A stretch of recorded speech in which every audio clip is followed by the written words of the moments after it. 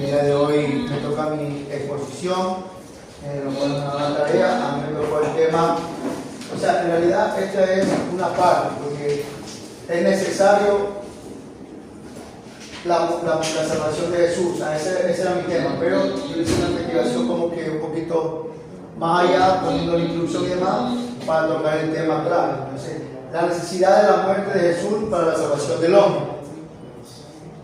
Ya. Dice en la investigación que hice que la muerte de Jesús es vista como un acto de amor y sacrificio por parte de Dios para la salvación de la humanidad. O sea, eso lo tenemos claro todos en lo que hemos leído, en lo que nos han enseñado, de que la muerte o la necesidad de que Jesús muriera por nosotros era por un acto de amor y para salvarnos y reconciliarnos con Dios Padre. Sí. Ya, pero para poder entender esto, debemos saber de que para que exista una reconciliación, para que exista un acercamiento, debemos de conocer de que hubo algo que causó este detalle, y eso fue a consecuencia del pecado. La consecuencia de la naturaleza del pecado fue que hizo que la humanidad se aparte de la mirada de Dios. Entonces, era necesario de que Jesucristo sea quien nos reconcilie. Por eso, la naturaleza del pecado es importante saberla.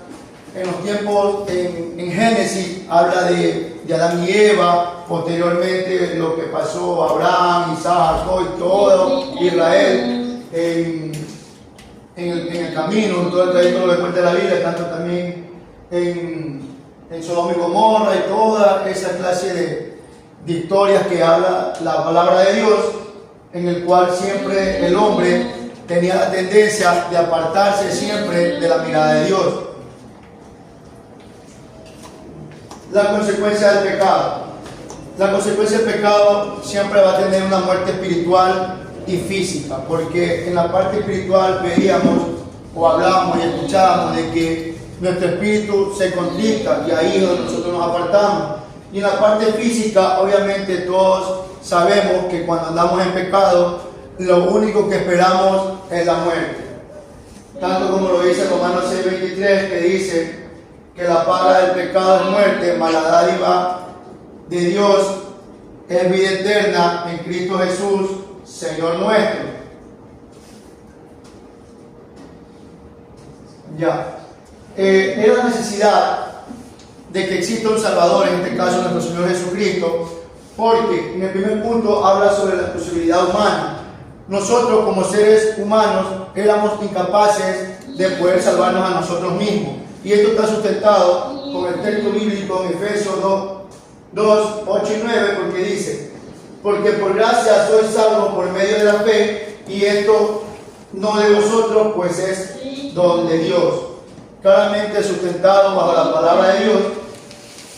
Y también teníamos que la necesidad de tener un mediador. En este caso, el mediador entre Dios y nosotros es nuestro Señor Jesucristo, en el cual dice la palabra en 1 Timoteo 2:5, porque hay un solo Dios y un solo mediador entre Dios y los hombres, Jesucristo hombre. La muerte de Jesús. La muerte de Jesús es considerada, en la investigación que hice de manera muy personal, que es un sacrificio expiatorio. Expiatorio yo lo entiendo como que fuese el mismo sinónimo de vicario es la palabra, de vicario, que claramente dice que Él pagó el precio del pecado, inclusive no siendo en pocas palabras culpable de aquel. La muerte de Jesús fue, como lo dije en la introducción, un verdadero amor y sacrificio por la humanidad. Dale, feliz. Ya, y aquí viene lo que realmente estaba el tema en el libro. En el libro investigué porque dice que la muerte de Jesucristo dice que fue, muchos versículos señalan la absoluta necesidad de la muerte de Cristo a fin de que Dios pudiera perdonar el pecado y otorgar al hombre su salvación. Note cuán a menudo ocurren las palabras es necesario. La subrayé porque me llamó también la atención. Dice, ¿por qué esta palabra es necesaria? Bueno, y hice mi investigación y esta palabra significa un proceso que debía pasar, que esto tenía que ocurrir. Es más o menos lo que investigué y lo que entendí. Y en el texto bíblico, de Mateo 16:21, que está en la misma hoja del libro, dice, desde entonces comenzó Jesús a declarar a sus discípulos que le era necesario ir a Jerusalén y padecer mucho de los ancianos, de los principales sacerdotes y de los escribas, y ser muerto y resucitar al tercer día. No nos pase todo esto. Como le decía, yo investigaba y yo decía, y me ponía ahí a orar, y lo que me mostraba Dios en ese momento, que todo esto Él ya lo había planificado. Por eso decía que Él era necesario, tenía que pasar. Él tenía que, desde pequeño cuando nació, tuvo que huir, porque Herodes los mandó a asesinar a los niños. Entonces de ahí era necesario, él tenía que huir, tenía que prácticamente salvaguardar su vida. También dice que tenía que padecer. Él padeció mucho, rechazo por la propia gente, por nosotros mismos. Él también dice que tuvo que ser entregado por nosotros mismos. Él tuvo que ser entregado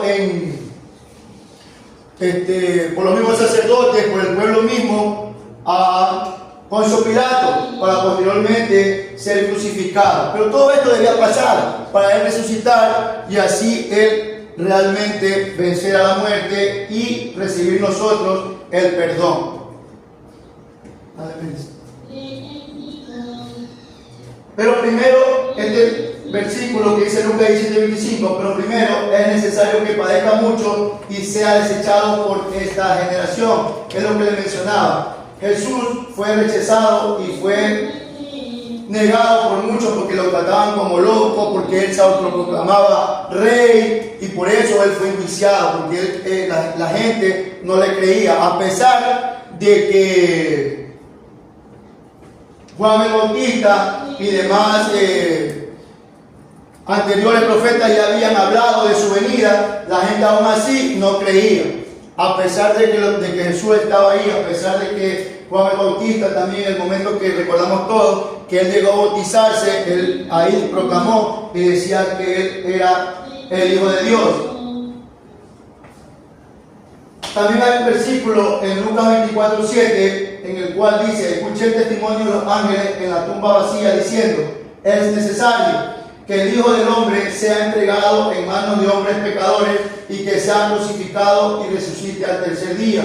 Como les manifestaba en la primera diapositiva, todo esto debía ocurrir, todo esto debía pasar. Él fue entregado, a pesar de que era inocente, a pesar de que él no tenía la culpa.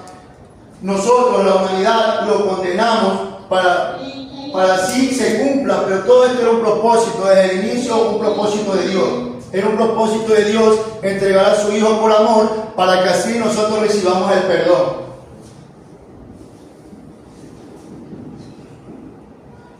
En Hechos 17:3, Pablo en la sinagoga decía, declarando y exponiendo por medio de las Escrituras que era necesario que el Cristo padeciese y resucitase de los muertos, y que Jesús, a quien yo os anuncio, decía él, es el Cristo.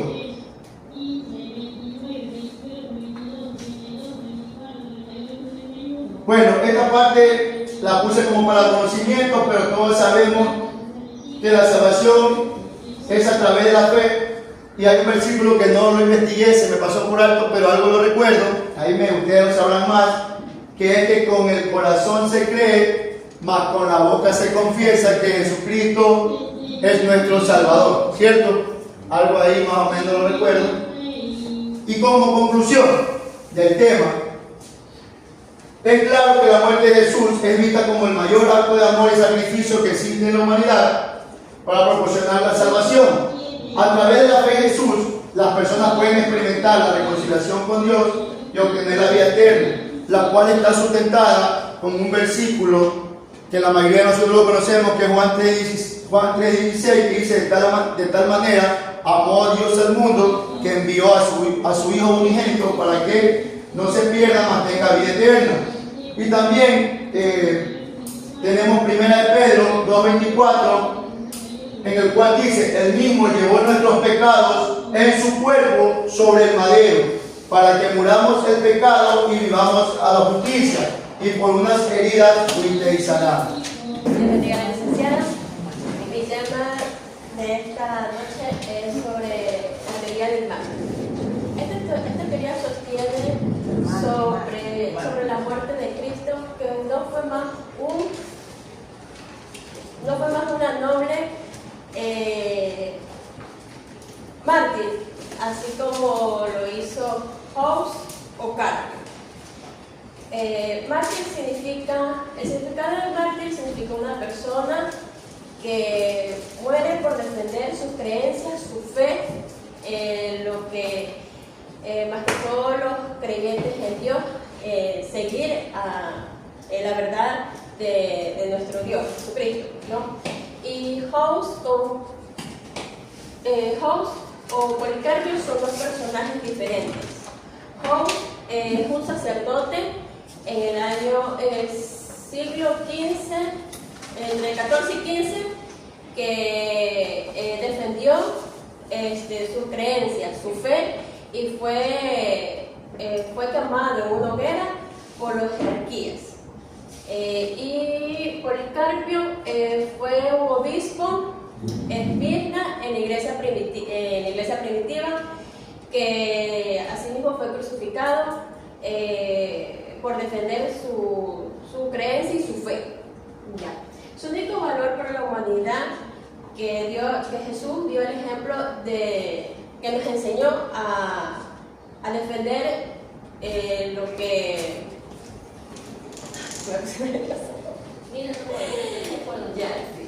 su único valor para la humanidad es el ejemplo que Jesús nos dio, ser fiel a lo que creía y enseñaba, hasta estar dispuesto hasta morir. Esto ha sido llamado a veces la teoría del ejemplo. El hombre puede ser salvo por su arrepentimiento y reformación solamente. Ya, esta idea ignora completamente la enseñanza escritural de la muerte de Cristo como una porción de la ira de Dios en una expiación por el pecado del hombre. Está en Romanos 3, 24, 26. Nos vamos a la Biblia.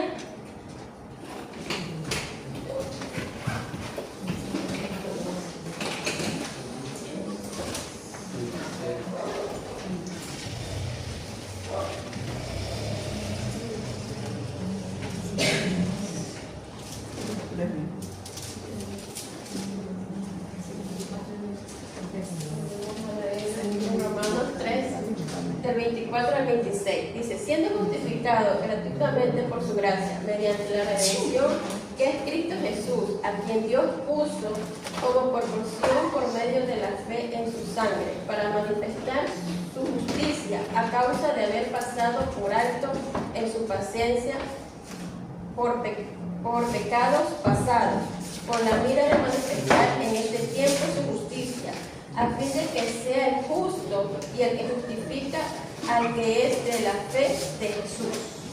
Esto significa que todos nosotros somos pecadores, ¿verdad? Como seres humanos somos pecadores, pero estamos separados para Dios.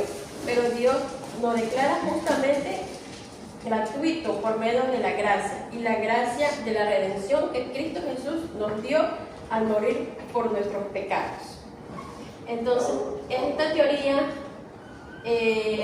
vaya a considerar la actitud de antimártir. ¿Qué significa antimártir? Que es una persona que quiere, ¿cómo se lo explico? Que quiere defender a otra, ya quiere ser él como sacrificio, como hizo Jesús, ¿ya?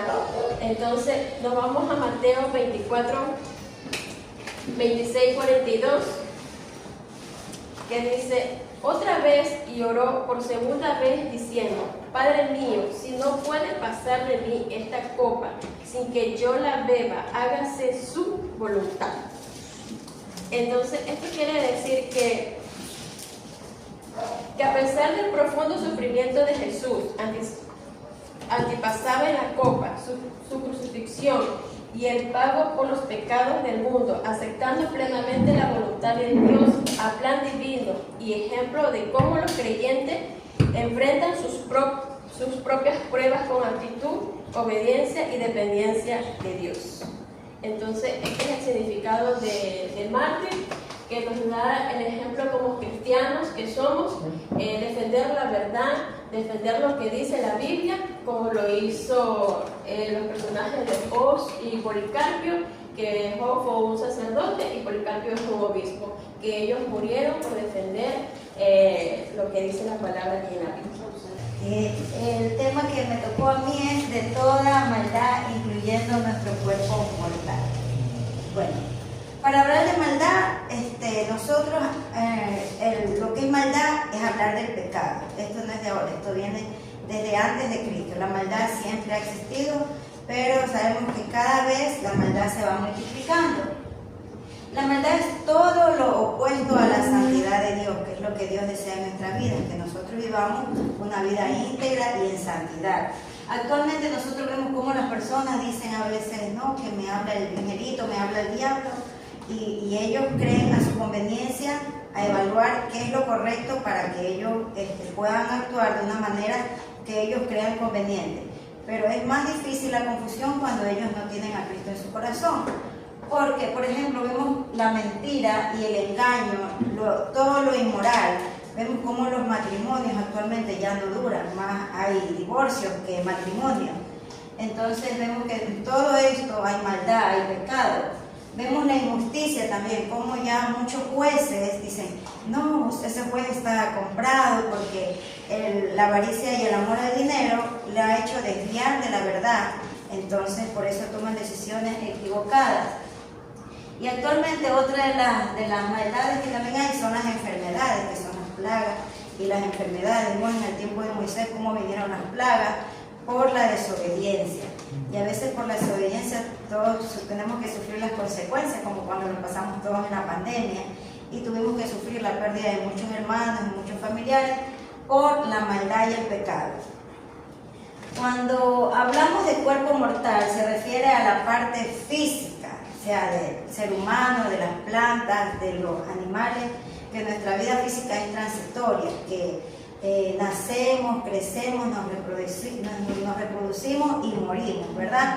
Solamente cuando ya los que morimos en Cristo, bueno, para nosotros sabemos que no es el final, que es el comienzo de una vida eterna, donde nuestros cuerpos serán glorificados, tanto en cuerpo, en alma y en espíritu.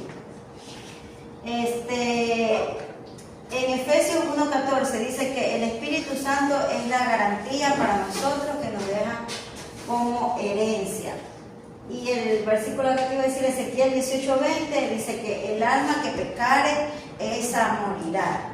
Con la ascensión y la glorificación de Jesucristo. Amén. Sabemos, queridos hermanos, que la ascensión es cuando nuestro Señor Jesucristo estuvo en la tierra, ¿verdad? Después de su muerte, él tuvo el gran evento de que solamente 2 varones pudieron ver. Yo creo que solamente Jesús permitió que ellos lo vieran porque ellos eran los espectadores, o sea, los que fueron, se puede ser preparados para escribir esta gran historia, esta historia hermosa, el cual él fue salido hacia los cielos, amén, entre las nubes.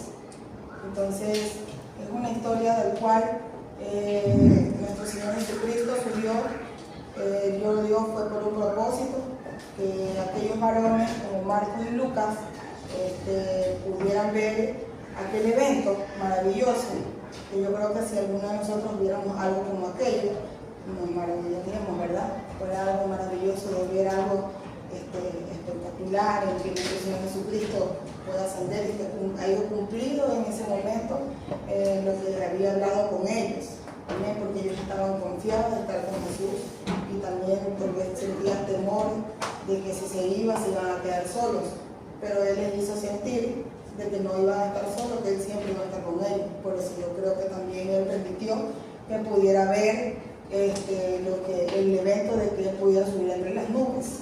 No se dice en sí que una nube bajó, Él subió y se fue, o sea, subió a los cielos, sino que dice solamente que se desapareció entre las nubes a sus ojos. Y ellos quedaron viendo aquello, pero ellos vieron todo este evento. Jesús les permitió ver ese evento maravilloso para que ellos pudieran en un futuro, como en el tiempo de antes y ahora en la actualidad, de poder creer lo que Jesús hizo, aparte de que Él haya ascendido hacia los cielos. O sea, todo lo que Jesús hizo en tierra, porque era cuando Él estuvo con nosotros. Digo con nosotros porque también habíamos seres humanos en ese tiempo. Bueno, y ellos tenían que escribir todo lo que habían visto para esta actualidad nosotros pudiéramos creer y confiar más en Jesús, en todo lo que Él hizo. Que subir a los cielos no es solamente subirse a un avión, ¿verdad? Sino que fue un evento diferente, el cual ellos mismos, tal vez dentro de su corazón, no lo sabemos, tal vez no creían en lo profundo que una nube, entre Él se puede desaparecer entre las nubes, pero Él permitió, nuestro Señor Jesús permitió que ellos vieran ese evento para que ellos pudieran creer y pudieran testificar lo que vieron aún en esta actualidad. Dice, y el Señor, después de que les habló, fue recibido arriba en los cielos y se sentó a la diestra de Dios. Amén. Entonces, yo digo que nuestro Señor Jesús, al momento que descendió hacia los cielos, Él se sintió contento de saber lo que hizo, de haber dejado a dos grandes hombres, escritores de esta historia, para que nosotros podamos entenderla y cada día recordar que lo que Él hizo aquí en la tierra para cada uno de nosotros, y se llevó consigo la cautividad, ¿verdad? Se llevó muchas cosas que en nuestra vida tal vez habían, o en el tiempo de antes y en el tiempo de ahora también hay muchas aflicciones, muchas cosas que si recordamos que nuestro Señor Jesucristo vino en ese tiempo y resucitó, y así mismo Él ascendió a los cielos, entonces Él se llevó todas aquellas cosas que en nuestras vidas había. Entonces somos ahora personas libres, que podemos hablar de su palabra y así mismo expresar esta maravillosa historia a nuestros compañeros, amigos, familiares que no conocen de Cristo, y demostrarles que nuestro Señor Jesucristo es verdadero. Como les dije la semana pasada, los felicito a todos ustedes y vuelvo a felicitar a los expositores de hoy, que hicieron maravilloso, el papelógrafo, en la pantalla, con su libro, pero lo importante es que estuvieron ahí. Y eso demuestra que ustedes quieren aprender, que ustedes están usando esa valentía que Dios les ha dado a cada uno de ustedes, ¿no? Me gozo mucho.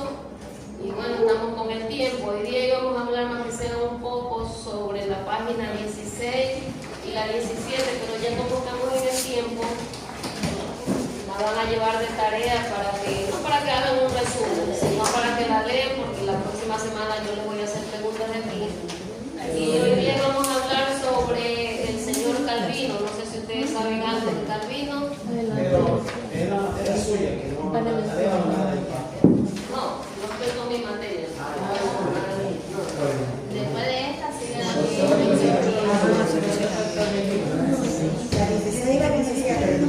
que de Hermano Marco nos va a dar 3 horas seguidas. La de angiología, antropología, marcología de Teresa de Aletti. ¿De hermanos Marcos? Sí, de Hermano Marco nos va a dar también la lección que nos envió él nos va a decir lo que es la lección. No sé si ustedes escucharon hablar de cuánto aquí, bueno, en esta página están 16 y 17. En la página 16 nombra Calvino. Entonces yo les iba a relatar un poco